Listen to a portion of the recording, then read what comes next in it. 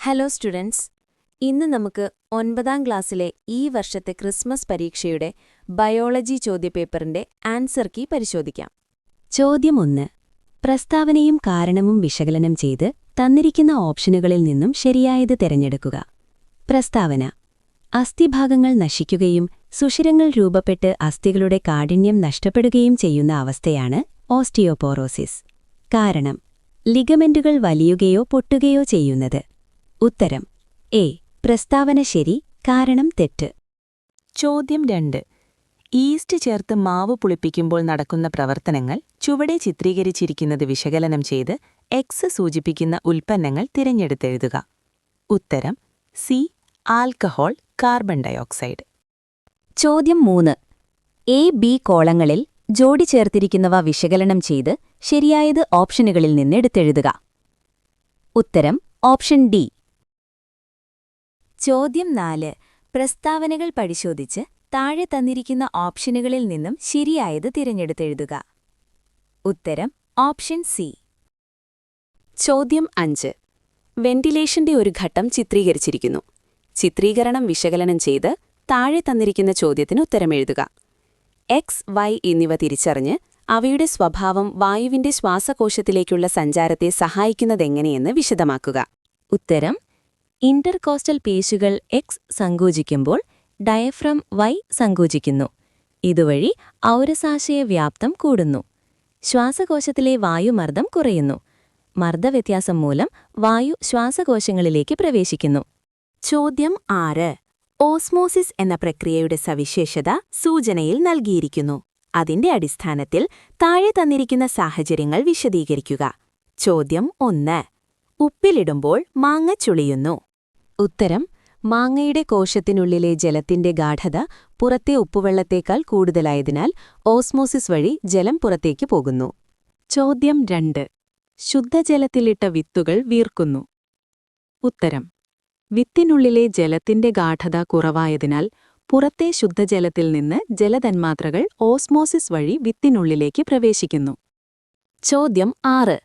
B. പദാർത്ഥ സംവഹനത്തെ അടിസ്ഥാനമാക്കി നൽകിയിരിക്കുന്ന പ്രസ്താവനകൾക്ക് കാരണമെഴുതുക. A. പൂക്കളുടെ ഗന്ധം ദൂരെ നിന്ന് തന്നെ തിരിച്ചറിയാൻ സാധിക്കുന്നു. ഉത്തരം: വാതകങ്ങളിലെ തന്മാത്രകൾ അവയുടെ ഗാഢത കൂടിയ ഭാഗത്തുനിന്ന് കുറഞ്ഞ ഭാഗത്തേക്ക് സ്വതന്ത്രമായി സഞ്ചരിക്കുന്നതിനാലാണ് വ്യാപനം അഥവാ ഡിഫ്യൂഷൻ ഇത് സാധിക്കുന്നത്. ഗ്ലൂക്കോസ് തന്മാത്രകൾ കോശങ്ങളിലേക്ക് പ്രവേശിക്കുന്നു. ഉത്തരം: ഇത് സഹായവ്യാപനത്തിലൂടെയാണ് ഫെസിലിറ്റേറ്റഡ് ഡിഫ്യൂഷൻ നടക്കുന്നത്. ഗ്ലൂക്കോസ് തന്മാത്രകൾക്ക് പ്ലാസ്മാ സ്തരത്തിലൂടെ നേരിട്ട് കടന്നുപോകാൻ കഴിയില്ല. അതിനാൽ കോശസ്തരത്തിലെ പ്രോട്ടീൻ വാഹകർ കാരിയർ പ്രോട്ടീൻസ് ഇവയെ ഉള്ളിലേക്ക് കടക്കാൻ സഹായിക്കുന്നു. ചോദ്യം 7. പ്രാഥമിക ആരോഗ്യ കേന്ദ്രത്തിലെ ചുമരെഴുത്തിന്റെ ഒരു ഭാഗം നൽകിയിരിക്കുന്നു. മിതമായ അളവിൽ വെള്ളം കുടിക്കാത്തതും യഥാസമയം മൂത്രമൊഴിക്കാത്തതും വൃക്കകളുടെ ആരോഗ്യത്തെ തകരാറിലാക്കുന്നു. ഈ പ്രസ്താവനയോട് നിങ്ങൾ യോജിക്കുന്നുണ്ടോ? എന്തുകൊണ്ട്? ഉത്തരം: അതെ, യോജിക്കുന്നു. കാരണം ആവശ്യത്തിന് വെള്ളം കുടിക്കാത്തത് വൃക്കകളിൽ കല്ലുകൾ ഉണ്ടാകാൻ കാരണമാകും. കൂടാതെ മൂത്രം കൃത്യസമയത്ത് ഒഴുക്കിക്കളയാത്തത് അണുബാധയ്ക്കും വൃക്കകളുടെ പ്രവർത്തന വൈകല്യത്തിനും വഴിതെളിക്കും. ചിത്രം നിരീക്ഷിച്ച് താഴെ തന്നിരിക്കുന്ന ചോദ്യങ്ങൾക്ക് ഉത്തരമെഴുതുക. എ. ഈ ജീവികളുടെ ചട്ടക്കൂടുകൾ എങ്ങനെയെല്ലാം വ്യത്യസ്തപ്പെട്ടിരിക്കുന്നു? ഉത്തരം: മണ്ണിരയിൽ ദ്രവചട്ടക്കൂടാണുള്ളത്, എന്നാൽ ഞണ്ടിൽ ബാഹ്യചട്ടക്കൂടാണ് കാണപ്പെടുന്നത്. ബി. വൈ എന്ന ജീവിയിൽ ചട്ടക്കൂട് നിർവഹിക്കുന്ന വിവിധ ധർമ്മങ്ങൾ എഴുതുക. ഉത്തരം: ശരീരത്തിന് ആകൃതിയും സംരക്ഷണവും നൽകുന്നു. പേശികൾക്ക് ഒട്ടിപ്പിടിക്കാനും ചലനത്തിനും സഹായിക്കുന്നു. ചോദ്യം 9. ഇലകളിലെ മീസോഫിൽ കോശങ്ങളിൽ പകൽ സമയം ഒരേ സമയം പ്രകാശസംശ്ലേഷണവും ശ്വസനവും നടക്കുന്നത് സസ്യങ്ങളിലെ വാതകവിനിമയ പ്രക്രിയയെ എങ്ങനെ സഹായിക്കുന്നു? ഉത്തരം: ഇലകളിലെ മീസോഫിൽ കോശങ്ങളിലെ വാതകവിനിമയം. ശ്വസനസമയത്ത് പുറത്തുവിടുന്ന കാർബൺ ഡയോക്സൈഡ് പ്രകാശസംശ്ലേഷണത്തിനായി ഉപയോഗിക്കുന്നു. പ്രകാശസംശ്ലേഷണത്തിലൂടെ ലഭിക്കുന്ന ഓക്സിജൻ ശ്വസനത്തിനായി ഉപയോഗിക്കുന്നു. ഇത് സസ്യങ്ങൾക്കുള്ളിലെ വാതകവിനിമയം എളുപ്പമാക്കുന്നു. ചോദ്യം 10. എ. പ്രകാശസംശ്ലേഷണ പ്രക്രിയയെ അടിസ്ഥാനമാക്കി താഴെ തന്നിരിക്കുന്ന ചോദ്യങ്ങൾക്ക് ഉത്തരമെഴുതുക. എ. പ്രകാശസംശ്ലേഷണ പ്രക്രിയയിൽ ജലം വിഘടിക്കേണ്ടതിന്റെ ആവശ്യകതയെന്ത്? ഉത്തരം: പ്രകാശഘട്ടത്തിൽ ജലം വിഘടിച്ച് ഹൈഡ്രജൻ ഉണ്ടാകുന്നു. ഇരുണ്ട ഘട്ടത്തിൽ കാർബൺ ഡയോക്സൈഡിനെ ഗ്ലൂക്കോസാക്കി മാറ്റാൻ ഈ ഹൈഡ്രജൻ ആവശ്യമാണ്. ഹരിതകണത്തിന്റെ സ്ട്രോമയിൽ വെച്ച് നടക്കുന്ന പ്രവർത്തനത്തിന് ആവശ്യമായ വസ്തുക്കൾ ഏതെല്ലാം? ഉത്തരം: carbon dioxide, ATP, NADPH, hydrogen. ചോദ്യം 10B. എ. പ്രകാശസംശ്ലേഷണ ഫലമായി ഉണ്ടാകുന്ന ഉൽപ്പന്നം അതേ രൂപത്തിൽ സംഭരിക്കാൻ കഴിയില്ല. എന്തുകൊണ്ട്? ഉത്തരം: പ്രകാശസംശ്ലേഷണത്തിലൂടെ ഉണ്ടാകുന്ന ഉൽപ്പന്നം ഗ്ലൂക്കോസാണ്. ഇത് ജലത്തിൽ എളുപ്പത്തിൽ ലയിക്കുന്നതിനാലാണ് ഇതേ രൂപത്തിൽ സംഭരിക്കാൻ കഴിയാത്തത്. ഈ ഉൽപ്പന്നം ഏതൊക്കെ പോഷകഘടകങ്ങളായാണ് സസ്യങ്ങളിൽ സംഭരിക്കപ്പെടുന്നത്? ഏതെങ്കിലും രണ്ടെണ്ണം എഴുതുക. ഉത്തരം: 1. അന്നജം, സ്റ്റാർച്ച്. 2. പ്രോട്ടീൻ അല്ലെങ്കിൽ കൊഴുപ്പ്. ചോദ്യം 11. ഒരു ആരോഗ്യ സെമിനാറിൽ ക്ലാസ് നയിച്ച ഡോക്ടറുടെ സംഭാഷണ ഭാഗം ചുവടെ നൽകിയിരിക്കുന്നു. അത് വിശകലനം ചെയ്ത് ചോദ്യങ്ങൾക്ക് ഉത്തരമെഴുതുക. കാൽസ്യത്തിന്റെ ലഭ്യത ഉറപ്പുവരുത്തുന്നതിന് ഉൾപ്പെടുത്തേണ്ട ഭക്ഷണപദാർത്ഥങ്ങൾ ഏതെല്ലാം? ഉത്തരം: പാൽ, മുട്ട, ഇലക്കറികൾ, ചെറിയ മീനുകൾ. കുട്ടികൾ സൂര്യപ്രകാശം ഏൽക്കുന്ന തരത്തിലുള്ള കളികളിൽ ഏർപ്പെടേണ്ടതിന്റെ ആവശ്യകത എന്ത്? ഉത്തരം: വിറ്റാമിൻ D നിർമ്മാണത്തിന് സൂര്യപ്രകാശം ആവശ്യമാണ്. ഇത് അസ്ഥികളുടെ ബലത്തിന് വേണ്ട കാൽസ്യം ആഗിരണം ചെയ്യാൻ സഹായിക്കുന്നു. 12. ഒരു വ്യക്തിയുടെ രക്തസമ്മർദ്ദ പരിശോധനാ ഫലമാണ് ചിത്രത്തിൽ കാണിച്ചിരിക്കുന്നത്. ഈ വ്യക്തിയുടെ രക്തസമ്മർദ്ദം വിലയിരുത്തി ചോദ്യങ്ങൾക്ക് ഉത്തരമെഴുതുക. എ. സ്ക്രീനിൽ കാണിച്ചിരിക്കുന്ന ഓരോ സംഖ്യയും ഏതെല്ലാം രക്തസമ്മർദ്ദത്തെ സൂചിപ്പിക്കുന്നു? ഉത്തരം: 150 mmHg systolic pressure, 93 mmHg diastolic pressure. ഈ വ്യക്തിയുടെ രക്തസമ്മർദ്ദം സാധാരണ രക്തസമ്മർദ്ദത്തിൽ നിന്നും എങ്ങനെ വ്യത്യാസപ്പെട്ടിരിക്കുന്നു? ഈ അവസ്ഥയ്ക്കു പറയുന്ന പേരെന്ത്? ഉത്തരം: ഹൈപ്പർ ടെൻഷൻ, ഉയർന്ന രക്തസമ്മർദ്ദം. ഇവിടെ സിസ്റ്റോളിക് പ്രഷറും 150, ഡയസ്റ്റോളിക് പ്രഷറും 93, സാധാരണത്തേക്കാൾ 120-80 mmHg കൂടുതലാണ്. ചോദ്യം 13. അസ്ഥിയുടെ ഘടന ചിത്രീകരിച്ചിരിക്കുന്നത് നിരീക്ഷിച്ച് ചോദ്യങ്ങൾക്ക് ഉത്തരമെഴുതുക. എ. എക്സ് എന്ന ഭാഗം തിരിച്ചറിഞ്ഞ് അതിന്റെ പ്രത്യേകത എഴുതുക. ഉത്തരം: പെരിയോസ്റ്റിയം. അസ്ഥികളെ പൊതിഞ്ഞു കാണപ്പെടുന്ന നേർത്തതും ബലമുള്ളതുമായ ആവരണമാണിത്. അസ്ഥികൾക്ക് കാഠിന്യവും ബലവും നൽകുന്ന ഘടകങ്ങൾ ഏതെല്ലാം? ഉത്തരം: കാൽസ്യം, ഫോസ്ഫേറ്റ് പോലുള്ള അജൈവ ലവണങ്ങളും കൊളാജൻ നാരുകളുമാണ് അസ്ഥികൾക്ക് ബലവും കാഠിന്യവും നൽകുന്നത്. സി. ഓസ്റ്റിയോബ്ലാസ്റ്റ് കോശങ്ങളുടെ ഏതെങ്കിലും 2 ധർമ്മങ്ങൾ എഴുതുക. ഉത്തരം: 1. അസ്ഥികളുടെ വളർച്ചയ്ക്കും പുനർനിർമ്മാണത്തിനും സഹായിക്കുന്നു. അസ്ഥികളിലുണ്ടാകുന്ന പൊട്ടലുകളും മുറിവുകളും ഉണങ്ങാൻ സഹായിക്കുന്നു. ചോദ്യം 13. ബി. തന്നിരിക്കുന്ന ചിത്രം നിരീക്ഷിച്ച് ചോദ്യങ്ങൾക്ക് ഉത്തരമെഴുതുക. എ. എക്സ് എന്ന ഭാഗം തിരിച്ചറിഞ്ഞ് അതിന്റെ പ്രത്യേകത എഴുതുക.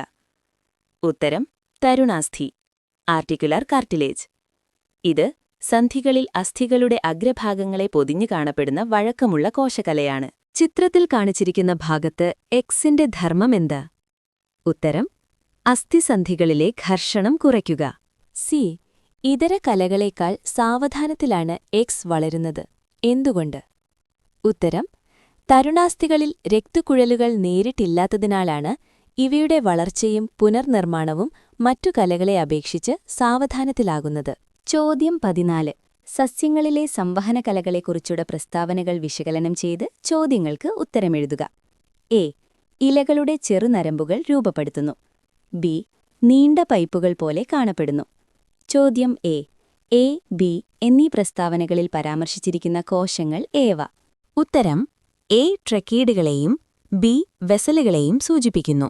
ഈ കോശങ്ങളിലൂടെയുള്ള പദാർത്ഥ സംവഹനത്തിന് സഹായിക്കുന്ന പ്രക്രിയകളേവ? 1. ഉത്തരം: വേരുമർദ്ദം, റൂട്ട് പ്രഷർ, ട്രാൻസ്പിരേഷൻ പുൾ, അസംശ്ലേഷണം, കൊഹീഷൻ, സശ്ലേഷണം, അഡ്ഹീഷൻ എന്നിവയാണ് പ്രധാന പ്രക്രിയകൾ. സി. ബിയിൽ പരാമർശിച്ചിരിക്കുന്ന കോശം നീണ്ട പൈപ്പുകൾ പോലെ കാണപ്പെടുന്നത് എന്തുകൊണ്ട്? ഉത്തരം: ജലസംവഹനം തടസ്സമില്ലാതെയും വേഗത്തിലും നടത്തുന്നതിനായി ഇവയുടെ കുറുകെയുള്ള ഭിത്തികൾ നശിച്ചുപോയതിനാലാണ് ഇവ നീണ്ട പൈപ്പുകൾ പോലെ കാണപ്പെടുന്നത്. ചോദ്യം 15. ചിത്രം പകർത്തി വരച്ച് ചോദ്യങ്ങൾക്ക് ഉത്തരമെഴുതുക. എ. എക്സ്, വൈ എന്നീ ഭാഗങ്ങൾ തിരിച്ചറിഞ്ഞ് പേരെഴുതുക. ഉത്തരം എക്സ് ലിഗമെന്റ്, വൈ സൈനോവിയൽ ദ്രവം. ബി. എക്സ് എന്നടയാളപ്പെടുത്തിയിരിക്കുന്ന ഭാഗത്തിന്റെ ധർമ്മം എഴുതുക. ഉത്തരം അസ്ഥിസന്ധികളിലെ അസ്ഥികളെ ബന്ധിപ്പിക്കുക. ചോദ്യം 16A. തന്നിരിക്കുന്ന സൂചകങ്ങളെ അടിസ്ഥാനമാക്കി ഗ്ലൈക്കോളിസിസ്, ക്രെബ്സ് സൈക്കിൾ എന്നിവ താരതമ്യം ചെയ്ത കുറിപ്പ് തയ്യാറാക്കുക. ഉത്തരം കോശശ്വസനത്തിലെ പ്രധാനപ്പെട്ട 2 ഘട്ടങ്ങളാണ് ഗ്ലൈക്കോളിസിസും ക്രെബ്സ് സൈക്കിളും. ഇവയെ താഴെ പറയുന്ന സൂചനകൾ പ്രകാരം താരതമ്യം ചെയ്യാം. പ്രവർത്തനങ്ങൾ നടക്കുന്ന കോശഭാഗം. ഗ്ലൈക്കോളിസിസ് കോശത്തിന്റെ കോശദ്രവ്യത്തിൽ വെച്ചാണ് നടക്കുന്നത്. എന്നാൽ ക്രെബ്സ് സൈക്കിൾ നടക്കുന്നത് കോശത്തിലെ ഊർജ്ജനിലയമായ മൈറ്റോകോൺട്രിയയിലാണ്. രാസപ്രവർത്തനത്തിൽ പങ്കെടുക്കുന്ന പദാർത്ഥങ്ങൾ. ഗ്ലൈക്കോളിസിസ് പ്രക്രിയയിൽ പ്രധാനമായും ഗ്ലൂക്കോസ് തന്മാത്രയാണ് രാസമാറ്റത്തിന് വിധേയമാകുന്നത്. ഇത് പൈറൂവിക് ആസിഡായി മാറുന്നു. ക്രെബ്സ് സൈക്കിളിൽ ഈ പൈറൂവിക് ആസിഡാണ് രാസപ്രവർത്തനത്തിൽ പങ്കെടുക്കുന്നത്. ഓക്സിജന്റെ ആവശ്യകത. ഗ്ലൈക്കോളിസിസ് ഒരു വായുരഹിത ഘട്ടമാണ്, അതായത് ഇതിന് ഓക്സിജന്റെ ആവശ്യമില്ല. എന്നാൽ ക്രെബ്സ് സൈക്കിൾ പൂർത്തിയാകാൻ ഓക്സിജന്റെ സാന്നിധ്യം അത്യാവശ്യമാണ്. 16. ബി. ശ്വസനവാതകങ്ങളുടെ സംവഹനവുമായി ബന്ധപ്പെട്ട് തന്നിരിക്കുന്ന ചോദ്യങ്ങൾക്ക് ഉത്തരമെഴുതുക. ഓക്സിജൻ സംവഹനത്തിൽ ഹീമോഗ്ലോബിൻ വഹിക്കുന്ന പങ്ക് വിശദമാക്കുക. ഉത്തരം ശ്വാസകോശത്തിലെ വായു അറകളിൽ വെച്ച് ഓക്സിജൻ ഹീമോഗ്ലോബിനിലെ ഇരുമ്പ് ഘടകമായ ഹീം-മായി ചേർന്ന് ഓക്സിഹീമോഗ്ലോബിൻ അഥവാ ഓക്സിഹീമോഗ്ലോബിൻ എന്ന താൽക്കാലിക സംയുക്തമായി മാറുന്നു. രക്തത്തിലൂടെ കോശങ്ങളിലെത്തുമ്പോൾ ഇത് വിഘടിച്ച് ഓക്സിജനെ സ്വതന്ത്രമാക്കുന്നു. ബി. കാർബൺ ഡൈ ഓക്സൈഡ് സംവഹനം ചെയ്യപ്പെടുന്ന 2 മാർഗങ്ങൾ എഴുതുക.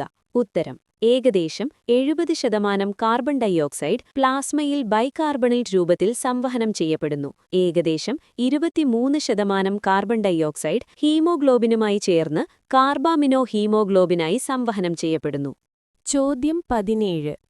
ഒരു കുട്ടി മൈക്രോസ്കോപ്പിലൂടെ നിരീക്ഷിച്ച പേശികളുടെ ചിത്രങ്ങൾ വിശകലനം ചെയ്ത് ചോദ്യങ്ങൾക്ക് ഉത്തരമെഴുതുക. ഞാൻ ചോദ്യങ്ങൾ മുഴുവൻ വായിക്കാം, എന്നിട്ടുത്തരം പറയാം. എ. പി, ക്യു എന്നീ പേശികൾ തിരിച്ചറിഞ്ഞ് പേരെഴുതുക. ബി. ഇവയെ തിരിച്ചറിയാൻ സഹായിച്ച 2 സവിശേഷതകൾ എഴുതുക. സി. ഇവയിൽ സ്വന്തം ഇഷ്ടത്തിനനുസരിച്ച് നിയന്ത്രിക്കാൻ കഴിയുന്ന പേശിയേത്? ഇത് കാണപ്പെടുന്ന ശരീരഭാഗങ്ങൾക്ക് ഉദാഹരണം എഴുതുക. ഉത്തരങ്ങൾ.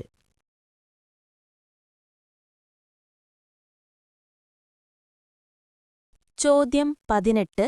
എ. ചിത്രീകരണം വിശകലനം ചെയ്ത് ചോദ്യങ്ങൾക്ക് ഉത്തരമെഴുതുക. എ. എക്സ്, വൈ എന്നീ അവയവങ്ങൾ ഏതെല്ലാം? ഉത്തരം എക്സ് കരൾ, ലിവർ. വൈ വൃക്ക, കിഡ്നി. ബി. അമോണിയ യൂറിയയായി മാറ്റപ്പെടുന്നതെങ്ങനെ? ഉത്തരം അമോണിയ കരളിലെ എൻസൈമുകളുടെ സാന്നിധ്യത്തിൽ കാർബൺ ഡയോക്സൈഡും ജലവുമായി ചേർന്ന് യൂറിയയായി മാറുന്നു. രക്തത്തിൽ നിന്ന് മൂത്രം രൂപപ്പെടുന്നതിന് സഹായിക്കുന്ന പ്രക്രിയകൾ ഏതെല്ലാം? ഉത്തരം ultrafiltration, selective reabsorption, tubular secretion. D. രക്തത്തിൽ നിന്ന് ആദ്യം രൂപം കൊള്ളുന്ന ഗ്ലോമറുലാർ ഫിൽട്രേറ്റിലെ എല്ലാ ഘടകങ്ങളും മൂത്രത്തിൽ കാണപ്പെടാത്തതെന്തുകൊണ്ട്? ഉത്തരം ഗ്ലോമറുലാർ ഫിൽട്രേറ്റിലെ ശരീരത്തിനാവശ്യമായ പദാർത്ഥങ്ങൾ ഗ്ലൂക്കോസ്, അമിനോ ആസിഡുകൾ തുടങ്ങിയവ വൃക്കാനളിയിൽ വെച്ച് വീണ്ടും രക്തത്തിലേക്ക് ആഗിരണം ചെയ്യപ്പെടുന്നതുകൊണ്ട്. Selective reabsorption. B part. ചിത്രീകരണം വിശകലനം ചെയ്ത് ചോദ്യങ്ങൾക്ക് ഉത്തരമെഴുതുക. എ. എക്സ്, വൈ എന്നിവ എന്തെന്ന് എഴുതുക. ഉത്തരം X afferent arteriole, Y efferent arteriole. Z എന്ന ഭാഗത്ത് രൂപപ്പെടുന്ന ദ്രാവകം ഏത്? ഇത് മൂത്രമായി മാറുന്നതെങ്ങനെ? ഉത്തരം ഗ്ലോമറുലാർ ഫിൽട്രേറ്റ്. ഗ്ലോമറുലാർ ഫിൽട്രേറ്റ് വൃക്കനാളികയിലൂടെ ശേഖരണനാളിയിലേക്ക് ഒഴുകുമ്പോൾ പുനരാകിരണം, സ്രവണം നടന്ന് മൂത്രമായി മാറുന്നു. ചോദ്യം. എക്സ്, വൈ എന്നിവയുടെ വ്യാസവ്യത്യാസം ഈ ദ്രാവകത്തിന്റെ രൂപീകരണത്തിന് സഹായകമാകുന്നത് എങ്ങനെ? ഉത്തരം അഫറന്റ് ആർട്ടീരിയോളിന് വ്യാസം കൂടുതലും ഇഫറന്റ് ആർട്ടീരിയോളിന് വ്യാസം കുറവുമാണ്. ഈ വ്യാസവ്യത്യാസം ഗ്ലോമറുലസിൽ സൃഷ്ടിക്കുന്ന ഉയർന്ന മർദ്ദമാണ് അൾട്രാഫിൽട്രേഷൻ ഫിൽട്രേറ്റ് രൂപപ്പെടാൻ സഹായിക്കുന്നത്. വൃക്കധമനിയിലെ രക്തവും വൃക്കസിരയിലെ രക്തവും തമ്മിലുള്ള വ്യത്യാസമെന്ത്?